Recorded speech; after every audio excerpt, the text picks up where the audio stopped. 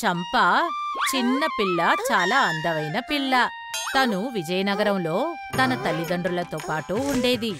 కాని తన ప్రియమైన స్నేహితుడు తన ఎలుక మినీ. తను దాంతో రోజంతా ఆడుకుంటూ ఉంటుంది.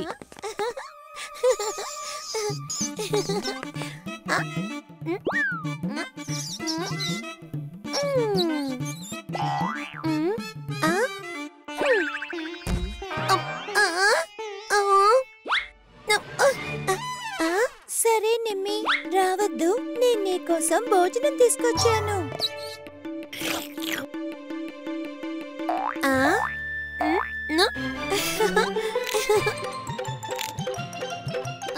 చంపా, దాకు నిమ్మి, దాకు. ఏ చంపా, దానికి తినిపించి అయిపోయిందా? అరే, దీనికి మాత్రమే భోజనం పెట్టబోతున్నావా? ఇంట్లో వంట చెయ్యాలి. దానికి ఏదైనా ఏర్పాటు చేస్తావా లేదా? వెళ్ళి ఎండు కట్టెలను తీసుకురా. అప్పుడే నేను వంట చేయగలను. నేను ఇలా వెళ్ళి అలా వచ్చేస్తాను. తర్వాత ఈరోజు నేను మినీ పాయసం తినబోతున్నా.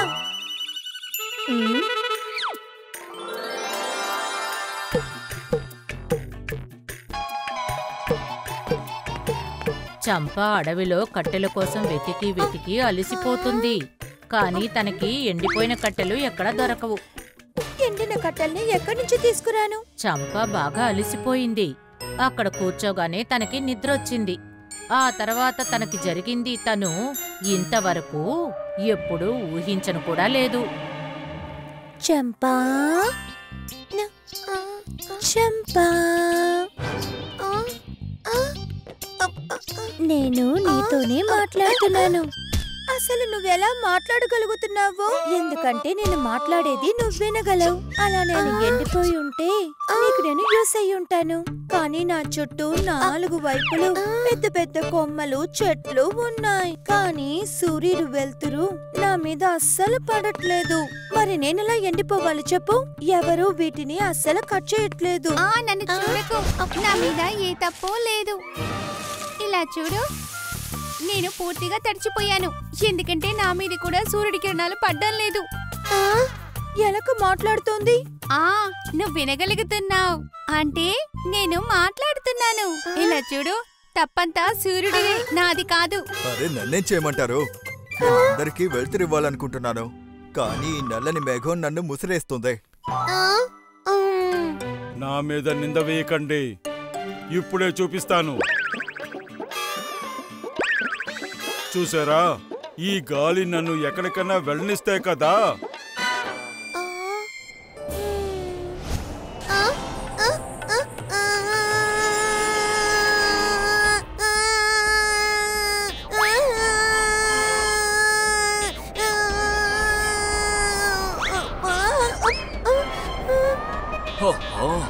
ఎందుకు నేనేం చేయగలను? నీకెదురుగా ఉన్న రాజభవనాన్ని చూస్తున్నావు కదా, ఆ భవనం యొక్క తలుపులు ఎప్పుడు మూసే ఉంటాయి. అలాంటప్పుడు అటువైపు నేను ఎలా వెళ్ళగలను? అందరూ మాట్లాడాక చంపాకేమనిపించిందంటే ఈ కష్టాలకి కారణం రాజభవనంలో ఉండే తలుపుల వల్ల అని. అందువల్ల తను తిన్నగా రాజభవనానికి వెళ్లి మహారాణిని కలిసింది. అయితే భవనం తలుపుల్ని నేనెందుకు మూసేనో నువ్వు తెలుసుకోవాలనుకుంటున్నావు. అదిగో ఆ పక్షి నీకు కనిపిస్తోందా? అది నాకు మంచి మంచి కథలన్నీ చెప్తోంది. భవనం తలుపుని తెరవడం వల్ల దానికి ప్రమాదం జరిగితే మనమేం చెయ్యాలి? ఈ సమస్యలన్నిటికీ కారణం నువ్వేనా? లేదు లేదు లేదు, ఇంతకు ముందు అక్కడ సమస్య ఉందనే ఇక్కడికి పరిగెత్తుకుంటూ వచ్చాను. అడవిలో ఉన్న కొలను యొక్క యజమాని మాటి మాటికి నా గూటిని కొలంలో పడేస్తానని బెదిరిస్తూనే ఉన్నాడు. చంప ఎక్కడికి వెళ్ళినా అక్కడ ఒక కొత్త సమస్య గురించి తెలుసుకుంటుంది. తర్వాత ఒక తీర్మానానికి వచ్చింది. అందరి సమస్యల్ని తను తీర్చాలని అనుకుంది. అందువల్ల అడవికి వెళ్లాలనుకుంది. తన ఈ ఆలోచన ఆ చిలక చెప్పిన చోటికి తనని తీసుకువెళ్ళింది. అయితే పక్షి ఇక్కడే ఉండిందా? ఇక్కడి నుంచే ఈ సమస్యలన్నీ మొదలయ్యాయి.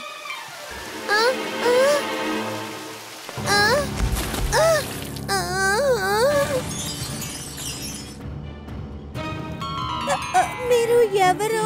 ఈ కొలని యొక్క యజమాని. ఆ తర్వాత నేను ఆ చిలకని తరిమి కొట్టాల్సిన అవసరం నాకు అసలు లేదు. అదేంటంటే ఆ ఏనుగు రోజు వచ్చి నన్ను బెదిరిస్తుంది. అదేంటంటే ఈ కొలంలో ఉన్న నీళ్ళన్నీ తాగేస్తానంటుంది. అందువల్లే నేను ఆ కోపాన్ని పాపం ఆ చిలక మీద చూపిస్తున్నాను. కోపాన్ని కంట్రోల్ చేసుకోవచ్చు కదా. మీ కోపం వల్ల ఇక్కడ ఎన్ని సమస్యలు ఏర్పడుతున్నాయో తెలుసా మీకు? అందరూ బాధపడుతున్నారు.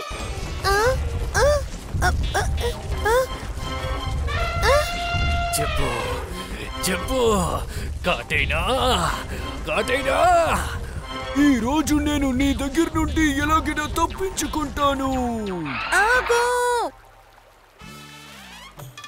ఇక్కడున్న నీళ్ళంతా మీరు తాగేశారు అంటే మిగతా మృగాలు ఎక్కడికెళ్ళి నీళ్ళు తాగుతాయి? మరి నన్నేం చేయమంటావు? ఈ పాము నా మీదకెక్కి నన్ను కాటేస్తానని బెదిరిస్తోంది. నేను ఈ నీటిని నా మీద పోసుకుని ఈ పావుని నా దగ్గర నుండి తరిమి కొడదామనుకుంటున్నా. లేకపోతే నా తొండం తోక వరకు అందడం లేదు. ఏనుగు రాజా, ఈరోజు నిజమేంటనేది నేను చెప్పేనా? ఈరోజు నిన్ను కాటడానికి నేను రాలేదు. గ్రామంలో కొండ చేసే వాళ్ళ దగ్గర నుంచి నా ప్రాణాన్ని కాపాడుకోవడం కోసమే నీ తోక మీద నేను ఎక్కాను. నేను వాడి ఇంట్లో ఉన్న ఎలకని తినడం కోసమే వెళ్తాను. కానీ వాడు నన్ను చూసిన వెంటనే నన్ను చంపడం కోసం వస్తున్నాడు. చంపాకిప్పుడు ఏం చేయాలో అసలు కొంచెం కూడా అర్థం కాలేదు. ప్రతి ఒక్కరికి ఒక్కొక్క సమస్యలున్నాయి. ఎవరు నిజం చెప్తున్నారో ఎవరు అబద్ధం చెప్తున్నారో కనిపెట్టలేము. కాబట్టి అసలు నిజమేంటో తెలుసుకోవడం కోసం ఒక కుమ్మరి ఇంటికి వెళ్ళింది. ఆ పాము మనల్ని చాలా ఇబ్బంది పెడుతుంది. అది ఎప్పుడు వచ్చినా మన కుండల్ని విరగ్గొట్టేస్తుంది. ఎంత ప్రయత్నించినా గానీ అది మన చేతికి చిక్కడం లేదు. కానీ ఏ రోజు చిక్కుతుందో అదే దానికి ఆఖరి రోజు అవుతుంది.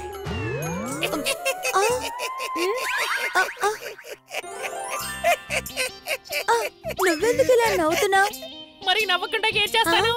ఆయన ఎంత పెద్ద దద్దమ్మగా ఉన్నారో చూసావా? అరే, ఆయనకి ఇది కూడా తెలియట్లేదు. అదేంటంటే పావు కొండని వెరక్కొట్టడానికి రాలేదు, నన్ను తినడం కోసమే వస్తోంది అని. అంటే నేను ఇక్కడికి నా భోజనం వెతుక్కుంటూ వస్తున్నా. ఒక 4 బియ్యపు గింజల కోసం వస్తున్నా. ఇంకా ఆయన చేసి పెట్టిన ఈ కొండలో నేను ఉండడానికి కూడా చోటు దొరుకుతోంది. అరే, పర్వతాన్ని తవ్వితే ఎలాగొచ్చిన పని అయింది. ఏంటి, నువ్వు కొంచెం కూడా ఆలోచించవా? నువ్వు 4 మెతుకుల అన్నం కోసం ఇంత పెద్ద సమస్యని సృష్టించావే. నాకెలా తెలుస్తుంది? పర్వాలేదు. అయితే ఆ 4 మెతుకుల బియ్యాన్ని నేను నీకు ఇచ్చాను అంటే ఆ తర్వాత నేనెందుకు ఇక్కడికి వస్తాను? అయితే సరే మిత్రుడా, నా ఫ్రెండ్ మినీ నీకు బియ్యం తీసుకొచ్చి ఇచ్చేస్తుంది. అది నువ్వు తిన్నాక మళ్ళీ పంపిస్తాను. కానీ మళ్ళీ నువ్వు ఇక్కడికి రాకూడదు. చంపా ఏలుక కోసం బియ్యం పంపించడం ప్రారంభించింది. ఆ తర్వాత అంతా సరైపోయింది. ఎలుక అక్కడికి రాకపోయేసరికి పాము అక్కడికి రావడం మానేసింది. పాము వెళ్ళిపోయినందువల్ల ఏనుగు సంతోషించింది. ఆ తర్వాత కొలను యజమానికి ఎప్పుడూ ఇబ్బంది పెట్టను అని మాటిచ్చింది. ఈ వార్తని చంప చిలుకకు పంపింది. ఆ తర్వాత చిలుక తన ఇంటికి వెళ్ళిపోయింది. చిలుక వెళ్ళిపోగానే మహారాణి తన రాజభవనం తలుపుల్ని తెరిచింది. దానివల్ల గాలి బాగా వీచింది. ఆ తర్వాత ఆ కొలను యజమాని ఆ చిలుకని అసలు ఇబ్బంది పెట్టలేదు. ఆ తర్వాత సూర్యుడి ముందు ఉన్న మేఘాలు కదలసాగాయి. తర్వాత సూర్యుని కాంతి తిన్నగా అక్కడ ఉన్న కొమ్మల మీద పడింది. కాబట్టి అవి త్వరగా ఎండిపోయాయి. ఇంకా అక్కడ ఉన్న తడి కట్టెలు కూడా ఎండిపోయాయి. చంపా, నిద్రపోయావా? లెగు లెగు. అయ్యో, కట్టలే కదా తీసుకురమ్మని చెప్పాను. కర్రలని సేకరించి పెట్టి అలాగే పడుకొని నిద్రపోయావా? కళ, ఇది కళ నిజమా అని నాకు తెలియట్లేదు. కానీ అమ్మా, 4 మెతుకుల బియ్యంతో ఈ ప్రపంచాన్ని మార్చగలం. ఏం చెప్పాలనుకుంటున్నా? ఏం లేదమ్మా, మీరు వారం నాకు కొంచెంగా బియ్యం ఇవ్వండి చాలు. చంప తనతో ఏం చెప్పాలనుకుంటుందో చంప వాళ్ళ అమ్మగారికి అర్థం కాలేదు. కాని తల్లనేది ఎప్పుడు తల్లే కదా. ఆమె చంపని ఎలాంటి ప్రశ్న అడగకుండా గుప్పెడు బియ్యం ఇచ్చింది. చంపా సంతోషించింది. అమ్మా, చంపాలాగే నోను కూడా పగల్లోనే కలగంటుందనుకుంటాను. నేను పగటి కలలు కంటున్నానో లేదు, కానీ నేను ఖచ్చితంగా నీకు పగలు నక్షత్రాన్ని చూపిస్తాను. If you like this video, subscribe to our channel Murthy Media.